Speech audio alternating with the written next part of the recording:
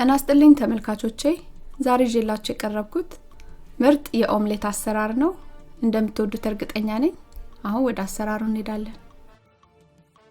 ኦምሌቱን ለማዘጋጀት የሚያስፈልገን እንቁላል፣ ቲማቲም፣ ቃሪያ፣ ስፒናች ወይም ትንንሹ የቆስጣ ቅጠል፣ ዘይት፣ ጨውና ብላክ ፔፐር ናቸው።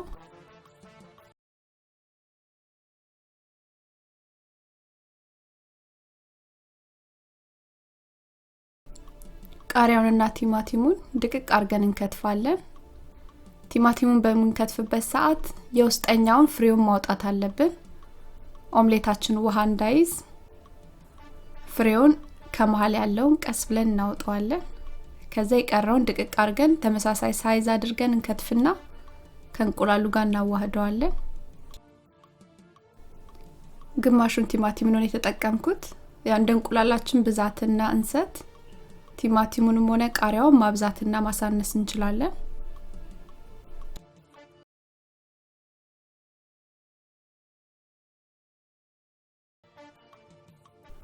ከትፍ ያዘጋጀሁትን ቲማቲሙንና ቃሪያውን አስገባና እንቁላሉ ላይ በቂ ነው የምለውን ጨው አደርጋለሁ።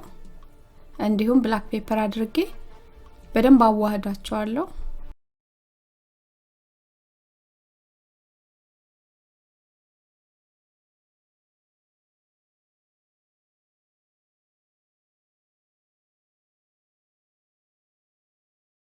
አሁን ደግሞ ስፒናቹን በላስቲክ ሸፍንና ላስቲኩን በሹካ ወጋ አድርጌ አየር እንዲወጣው ለ1 ደቂቃ ማይክሮዌቭ ውስጥ አበስለዋለሁ።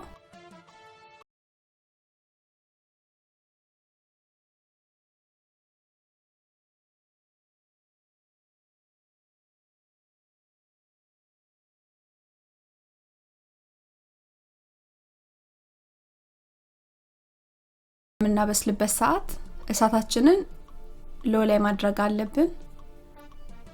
የእንቁላሉ ቂጡ እንዳያር ከዛ ሸፍነን እናበስለዋለን።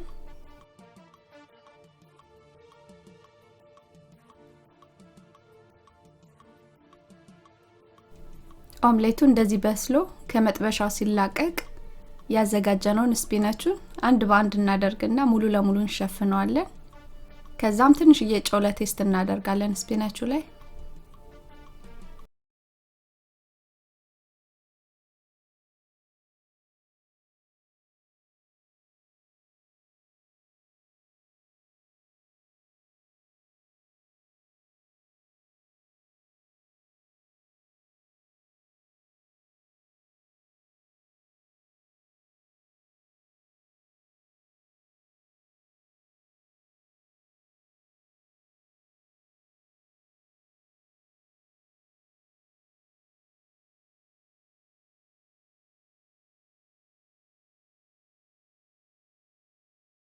ምርጥ የኦምሌት አሰራር እንደወደዳችሁት እርግጠኛ ነኝ።